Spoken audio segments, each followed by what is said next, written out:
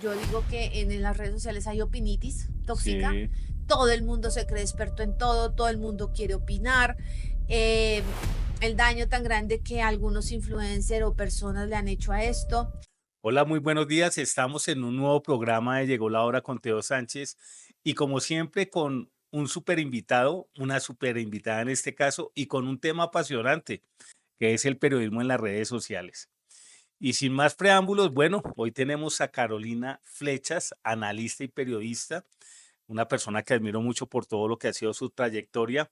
Y bueno, bienvenida Carolina, ¿cómo estás? Hola Teo, muchas gracias por la invitación. Y bueno, ¿cómo es todo este rollo de quién es Carolina? Uy, Bueno, en línea de tiempo pequeña, porque eso es. buena pregunta, ¿no? Pues es una persona que se ha caracterizado por amar y tener como pasión al periodismo.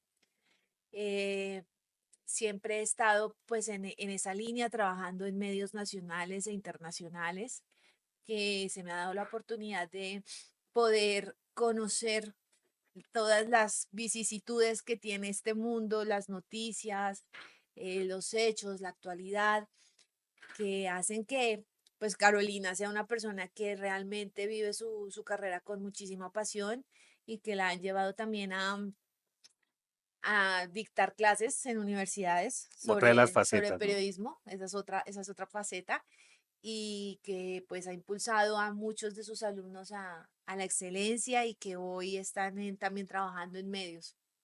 Carolina, ahí siempre me salta una inquietud de cómo haces tú, porque hasta donde tengo entendido, tú no has dejado la docencia o sea, comienzas tu carrera periodística y paralelamente estás como docente. ¿Cómo es esa sinergia de poder administrar el tiempo, no? Porque eso es una gran responsabilidad, porque es que cuando hablamos del periodismo y cuando uno está también en algunas ocasiones en periodismo investigativo, eso es absorbente.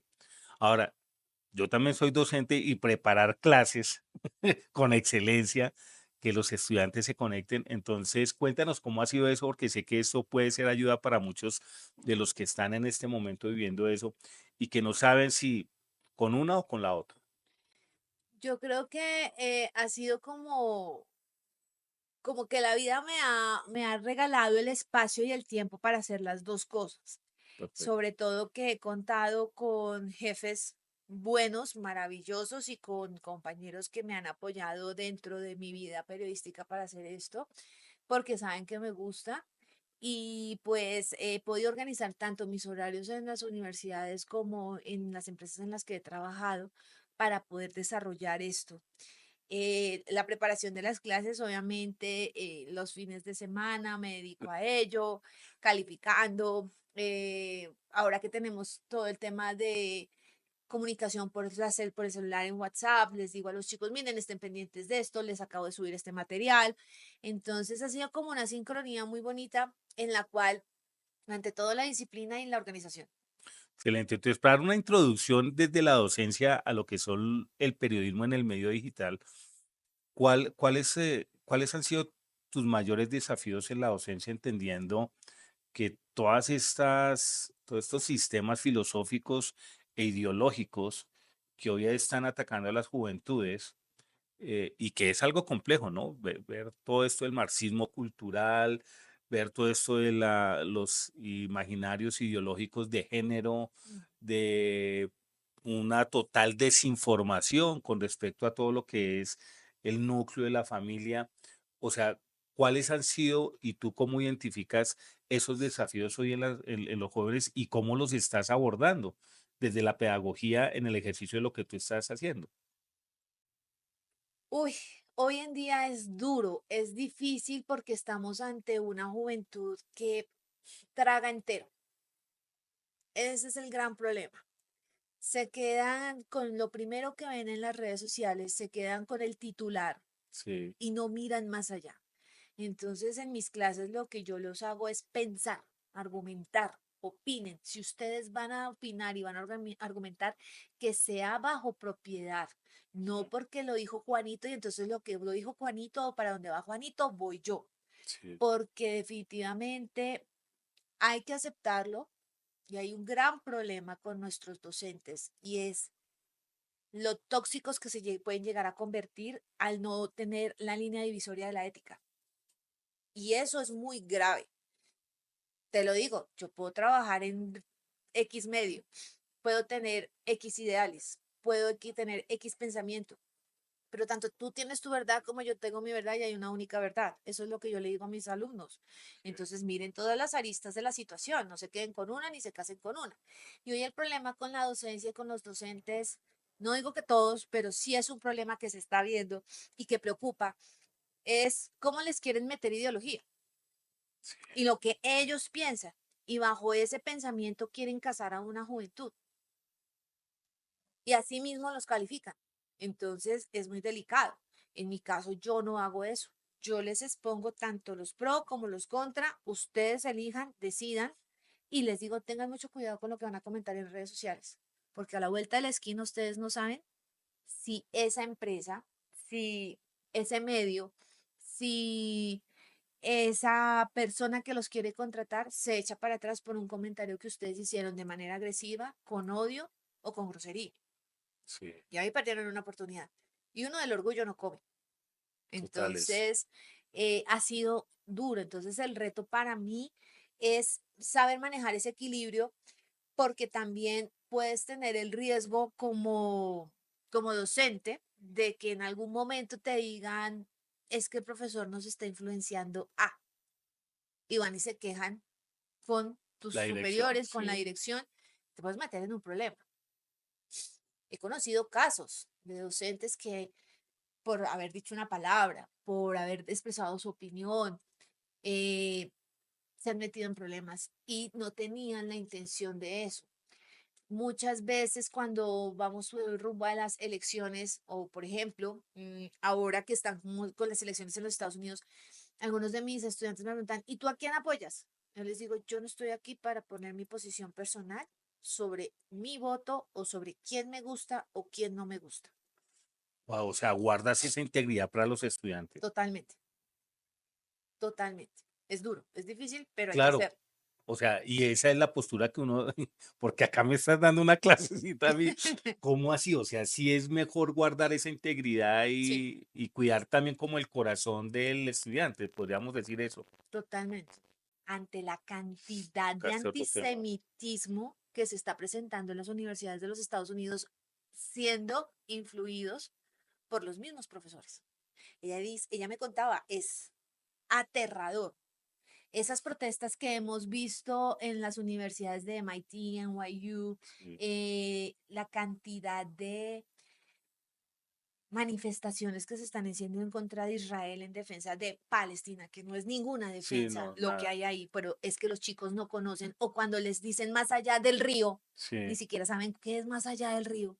Y los mismos muchachos judíos les dicen, bueno, explíqueme. explíqueme, no sabe.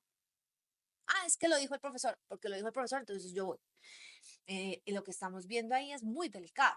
Entonces, caer en eso es tóxico, es un generador de odio terrible y de una situación en la cual los mismos jóvenes se van a estrellar. Claro, has abordado varios temas y bueno, ingresamos ya al tema de lo que son las redes digitales, el periodismo en las redes digitales, pero para cerrar el tema docente, yo te quería hacer una pregunta con mucha honestidad. ¿Tú crees que las universidades hoy en Colombia están ideologizadas, con marcos ideológicos marcados, con sesgos ideológicos marcados? Te hago la pregunta es porque mm, yo conocí en los 80 lo que era el Externado, lo que era la Javeriana, lo que era la Tadeo y lo que eran los Andes, ¿no? Que eran universidades enfocadas en educar, ¿no? En educar sin ningún marco o sesgo, ¿sí? Lógicamente, los directivos o los dueños y eso, pues con sus posiciones como cualquier ciudadano en el mundo, sus posiciones personales, ideológicas en cuanto a su ejercicio ciudadano de la política, del gobierno, pero igual, o sea, para mí el marco educativo tiene que ser un marco educativo como tú lo estás abordando, neutro, donde uno tiene que simplemente exponerle todas las aristas y que ellos puedan tener criterio crítico, ¿no? De poder decir, bueno, realmente la verdad es esta, porque esta es la que evidencia los hechos, no es esto. Entonces, ¿cómo ves las universidades hoy? Incluyendo que tú no metí la otra universidad, que también la puedo decir, Sí. sí, la Sergio Arboleda, que cuando escuché que salieron estudiantes de la Sergio Arboleda a manifestarse y a unirse a los de la pedagógica y toda esta cuestión, que eso nunca se había visto, ¿no? ¿No? Que salieron los de la Sergio allá a devolver gases lacrimógenos y a tirar piedra y todo eso. Entonces, ¿tú cómo ves eso? Yo sinceramente lo que estoy viendo es que está empezando y esto lo Ah, estamos viendo desde el 2022. Sí está comenzando a verse, digamos que a evidenciarse ya, ¿no? sí, se está comenzando a evidenciar y es un fenómeno no solamente de Colombia, es un fenómeno de América Bien, Latina. Entonces, ahí hay una situación muy delicada porque el papel precisamente de las universidades tiene que ser el de educar, el de mostrar las distintas aristas y que los mismos jóvenes sean los que tomen sus decisiones, pero no influidos por otro, no manipulados por otro. Digamos que en cierta medida lo que ha pasado en la Sergio, yo lo que veo es que es un poco más, respetan la autonomía del docente y demás, pero sí también me sorprendió eso. eh, pero digamos que son pequeños nichos, no por ejemplo lo que vimos ayer en la Universidad del Atlántico, que entraron encapuchados, sí, o por ejemplo lo que también se vivió en una de las universidades ayer en Medellín, igual. Eh, Obviamente hay universidades públicas en donde esto es constante, sí, que es normal desde es hace normal, décadas, como la Universidad exacto, Nacional de Colombia. pero sí lo estoy comenzando a notar. Lo estoy comenzando a notar y pues es una corriente, es una tendencia que, como te digo, está muy presente en toda la región y si nos vamos a Europa, muchísimo más. Sí, está bien complejo. Entonces, en ese marco, ¿en qué momento tuviste que el periodismo se pasó a las redes sociales? Bueno, yo voy a contar mi experiencia. Cuando yo estaba en internet, en uno de los medios colombianos, haciendo mis prácticas, o sea, hace ya rato, eh, No, pero no tan rato, o sea, que unos 15 años, sí, 15, 20 años. 15 o 20 años, listo. Eh, Hace unos 15, 20 años, nadie le apostaba a internet, empezando por Es más, ahí. sí. Nadie le apostaba. Nosotros cuando nos decían es que ustedes son el grupo de internet que va a subir las mismas noticias que se emiten en televisión para la página. Listo, perfecto. Y nos decían, ah, los bichos raros de internet. No puedo creerlo, Sí, sí. lo veían a uno como un bicho raro, como Los que no internet, ¿qué hacen es nada y no eso? trabajan, ¿no? Sí, no. Allá en redes sociales. Yo me acuerdo que era como que, pues sí, internet, o sea, que tocaba tener el blog, la página ahí y listo. Entonces comenzamos a ver el desarrollo en cuanto a la subida del contenido, de las fotos. Después vino el tema de video, cuando boom, las redes sociales, Sí, 2007. Entonces, que Twitter, que Facebook, nadie creía en las redes sociales en ese momento. sí, Lo total veían es. como un high five, como un messenger, pero nadie se alcanzó a como a concientizar de la importancia de esto de las redes sociales hasta que se dieron cuenta los mismos medios que si tú no estás ahí, no estás, No no estás en eres, ningún lugar. no eres. Sí, Entonces, ahí sí fue cuando comenzaron a entender, ah, esto es un negocio. Y ahora sí todos queremos tener del ponqué, sí. todos Porque queremos participar del ponqué, monetiza. porque es que ahora sí nos va a generar platica. Entonces, ahí sí fue cuando realmente cogieron la conciencia de que era Internet y las redes sociales y que descubrieron que ustedes no son los únicos dueños de la información. Sí, Aquí el único dueño de la información es el ciudadano de a pie, que es el que usted le está diciendo cómo tiene que trabajar. ¿Qué es lo negativo de todo esto? La desinformación, tanto ruido. Yo digo que en las redes sociales hay opinitis tóxica. sí, Todo el mundo se cree experto en todo, todo el mundo quiere opinar. eh, el daño tan grande que algunos influencers o personas le han hecho a esto. Más allá, el mirar que el tema de la irrupción del streaming, del en vivo, lo que estamos Sí, haciendo aquí hoy, eso en el 2007 nunca lo imaginamos. Fue 2010, 2011 con la primavera árabe en Egipto cuando, y cuando estalló esto en Túnez, que estos jóvenes, estos muchachos comenzaron a convocar a las protestas y desde la plaza en Egipto, en el Cairo, se veía cómo querían a Hosni Mubarak derrotarlo como fuera sí, este dictador y cómo se transmitían en vivo por Facebook y en YouTube estas protestas, que eso fue lo que también irrumpió muchísimo y transformó el concepto de las redes sociales y de los mismos medios. sí.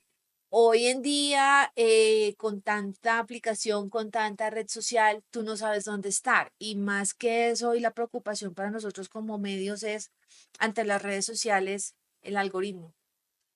Nuestro mayor enemigo es el algoritmo. Cuéntanos cómo es eso, porque, o sea, mucha gente que está conectada no entiende, y casualmente acá abro un paréntesis, ayer estaba con un amigo que da charlas de IA a nivel de todo lo que son redes sociales y cómo son cómo funcionan todas estas cuestiones de los algoritmos, y yo quedé asombrado de cómo es o sea, eso en malas manos es perverso. Es Cómo es todo eso? peligrosísimo. Cuéntanos cómo es todo eso. A ver, el algoritmo es, empezando, a mí me gustaría descubrir quién es el que está detrás del algoritmo, porque es el que nos está diciendo qué tipo de información consumir. Si a ti, por ejemplo, te gustan los deportes, entonces el algoritmo, tanto en TikTok, Instagram, Facebook, en los X. correos, en X, te va a decir, ah, bueno, te gustan los deportes, te gusta el Real Madrid, te gusta el Barcelona, te voy a mandar todo lo que tú quieres sobre eso. Te voy a contar nada más una experiencia personal. Hace un mes a mí se me murió mi perro. Sí, Yo subí en Instagram y en TikTok el luto que yo estaba viendo por mi perro, pues porque él tenía muchas personas que lo querían y demás. Cuando de repente en TikTok me comienzan a aparecer todas las personas que se le han muerto un perro. wow. El cómo atravesar el duelo cuando se te muere una mascota, cómo lidiar con la tristeza por la ausencia de tu mascota, qué te dicen las mascotas cuando atraviesan el arco iris, todas esas cosas que Sí, uno queda, sí, wow. uno O queda sea, aterrado. solamente porque hice una publicación de que se me murió mi perrito, me comenzaron a aparecer todas estas cosas. Y así es con todo. En el día que hubo la crisis de los aviones por aquí en Colombia por el tema del combustible, Sí, que fue hace un par de inmediatamente el días. algoritmo te dice tiquetes baratos y te los muestra y te va mostrando publicidad de ese tema. Sí, Entonces, hoy lo más peligroso es el algoritmo porque es lo que más nos ha afectado a nosotros los medios en cuanto a visitas, en cuanto a tráfico, en cuanto al manejo mismo de las redes sociales. sí. Y pues nosotros dependemos ya de esa monetización. ¿Para qué? Para que nos paguen los sueldos, para que el medio se sostenga. El tema de la Wow. suscripción. eh, Disculpa, te interrumpo ahí porque es que no quiero que lo abordes así como tan superficialmente, porque en esto del periodismo yo quería, era como en esa línea de tiempo, eh, y llegar a este punto, ¿no? ¿Cómo fue esa transición? Porque es que lógico, se deja de vender en los carullas, ¿no? En los sí. éxitos donde estaban los puestos de revista. O sea, en qué momento hubo esa transición de que financieramente las revistas o los medios iban a comenzar a depender 100% digital? O bueno, digamos un 80 o un 90% digital y apenas un 10 o un 20% de lo que normalmente era impreso y de lo que venía de tradición de 80, 90 años acá en Colombia. Precisamente cuando se dan cuenta de que, ah, esto es un negocio. Que fue hace más o Eh, menos que unos 7 años. no más, hace unos 15 años ya, desde el 2010 Ah, prácticamente. listo. 2010. Perfecto. 2010 14 años. se comienzan a dar cuenta de que esto definitivamente es un negocio porque comienzan a desarrollarse todas estas profesiones de community manager, content manager, Sí. marketing digital, que para ese momento uno dice, ¿y eso cómo se come? Sí, sí, ¿Y sí, eso sí. qué es? Y en ese momento ser un community manager era, mejor dicho, el boom. Sí. Hoy un community manager es una persona que tú puedes contratar un practicante para que sea un community manager. O sea, Sí, hasta ese nivel hemos bajado. Entonces, tú puedes contratar a un practicante que te maneje las redes sociales o una persona de 2 años en experiencia en manejo de redes sociales. Entonces, el tema del pago en los medios, el primero que inició con esa apuesta por el pago, por sus contenidos, fue precisamente New York Times. Y New York wow, Times lo hizo en el 2009. No le funcionó, le fue mal, porque era sí, con tarjeta de crédito. listo. Y eso que estamos hablando de un periódico Sí, mundial mundial, de Estados Unidos, en donde el ingreso per cápita de las personas da para que tú pagues con una tarjeta de crédito un claro. contenido. Pero en su momento no les funcionó y se cayó esa idea. Hubo una transformación dentro de New York Times y hoy New York Times es el ejemplo a nivel digital de Global, transformación digital a nivel global de un medio que no que a pesar de que fracasó, volvió y lo intentó y no ha fracasado en el intento.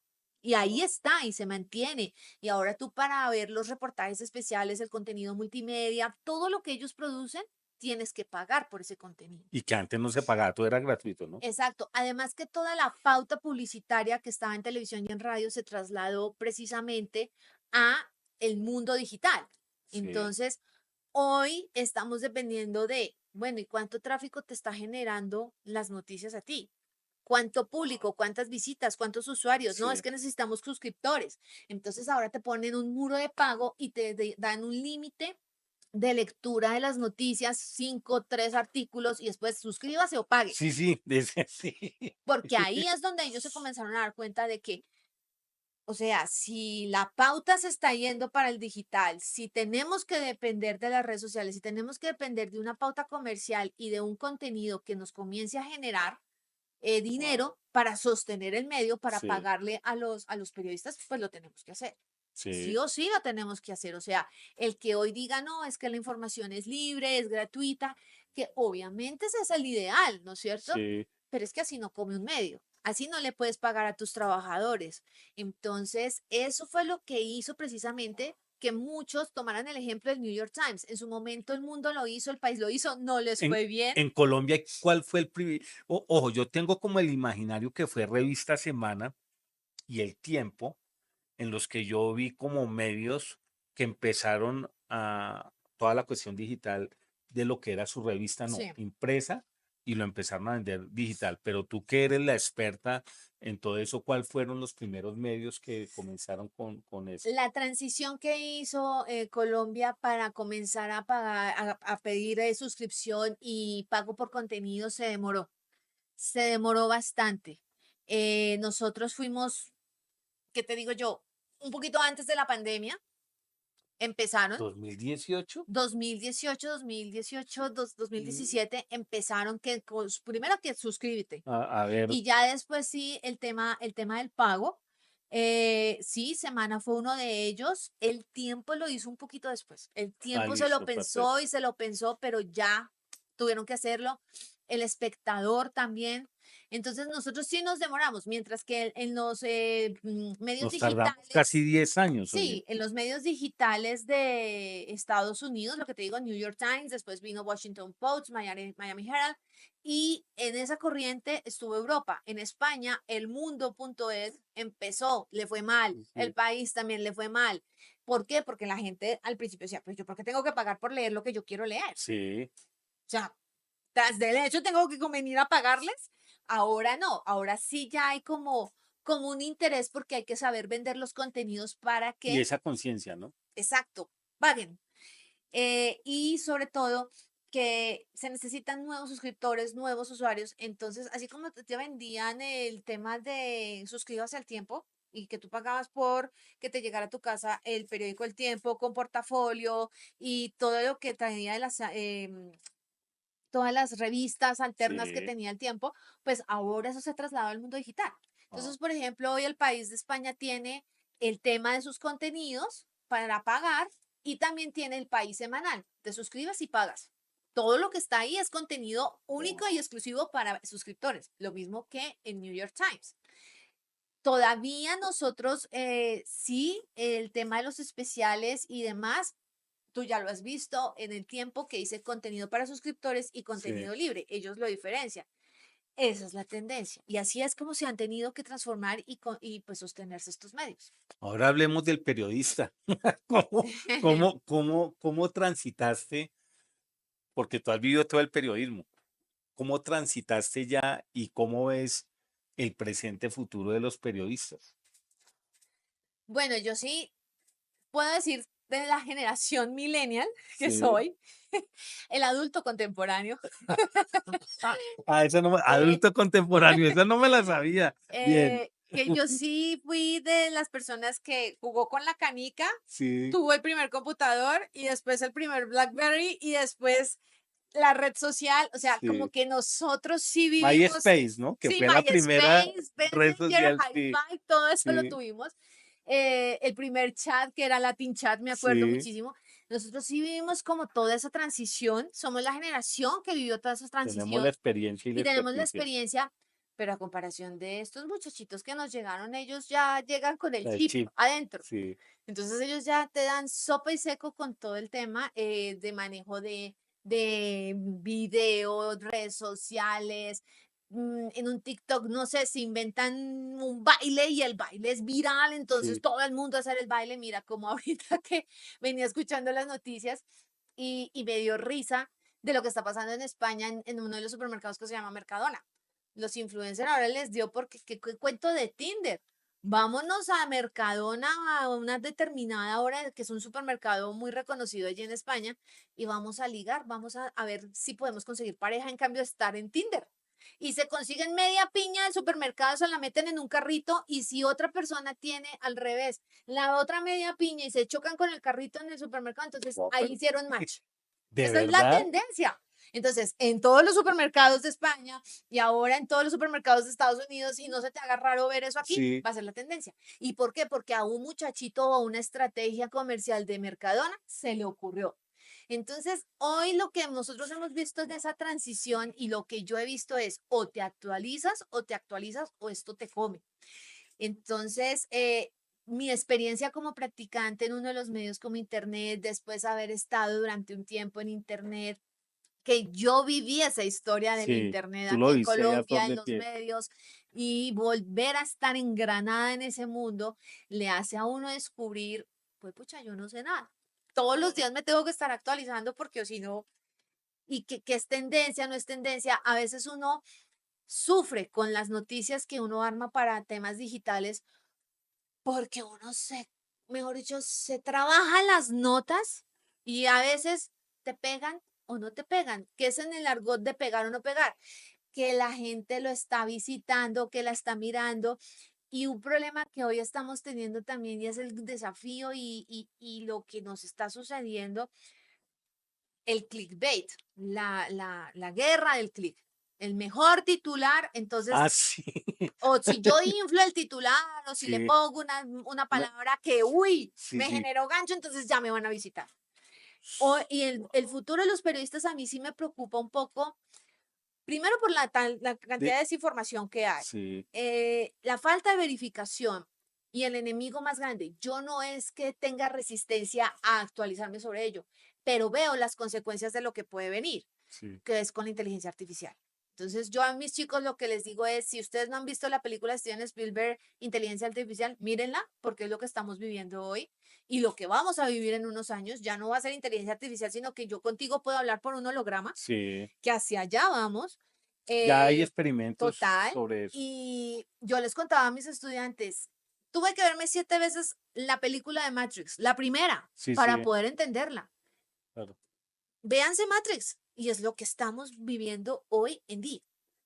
Sí, todo eso de la realidad aumentada y realidad virtual, Todo eso, eso ya todo lo eso. están El hablando. tema de la clonación, Sí, lo más peligroso y que ya por ahí ha habido unas noticias falsas, otras que parece que son reales de úteros artificiales, hacia sí. allá vamos. Entonces, No, es no, y ya se escaneó en 3D el primer todo, corazón. las Dios impresoras mío. 3D, o sea, todo, o sea, la ciencia y la tecnología van, mejor dicho, a 10.000 por hora. Entonces, Sí. si nosotros no nos actualizamos, es delicado. Y más para los periodistas del futuro, si van a depender de la inteligencia artificial, pues están matando la profesión, se están matando ellos mismos. ¿Cuál es la ventaja que la inteligencia artificial nunca va a hacer y no va a poder hacer? Contrastar, entrevistar una fuente y verificar. No va a poder Totales. trabajar en terreno en caliente. Lo que nosotros sí podemos hacer, en el momento en que nosotros dejemos que la inteligencia artificial nos arrebate eso, esto se murió. Guau, bueno, esto, el tema está casi apocalíptico, Caro. Dios mío, entramos ya en la recta final, mi Caro, y realmente estoy sorprendido por todo lo que nos has compartido y por todo lo que está sucediendo y que ya estás dando unas alertas, ¿no? Ujú. Muy reales de lo que va a ser el periodismo del futuro y no estamos hablando del futuro en 10 años, en 5 años, Sí. que ya vamos a empezar a ver esto. Consejos y sugerencias con respecto a los fake news, porque los fake news, o sea, para mí ha sido sorpresa que hay ya medios creados específicamente para fake news, ¿no? Que uno iba a pensar, oiga, yo soy un medio que solamente genero noticias falsas. O sea, ¿en qué momento yo digo ocurrió esto? Y la intención, el propósito, por ahí estoy investigando y que uno de estos medios famosos por allá en Inglaterra lo hace simplemente porque es una buena rentabilidad de monetización, no lo hace con ningún sesgo político ni nada de eso, que mete hasta noticias de ciencia. ¿Tú cómo ves todo eso? ¿Y qué consejos les puedes dar a las personas para que se cuiden de los fake news? Todo parte de la educación, o sea, educar y desde el colegio, o sea, yo sí apoyo el hecho de que haya colegios que ya estén prohibiendo el uso de los celulares en los colegios. Yo apoyo eso totalmente porque en definitiva los estudiantes de los colegios son como esponjas, entonces Sí, este cerebro, lo que tú le metas aquí va a ser lo que va a proyectar en un futuro. Entonces si mañana me dicen es que hubo una bomba en Bagdad y entonces mató a cantidad de personas. ¿Y qué? ¿Cuál bomba? Y ya no ha habido nada.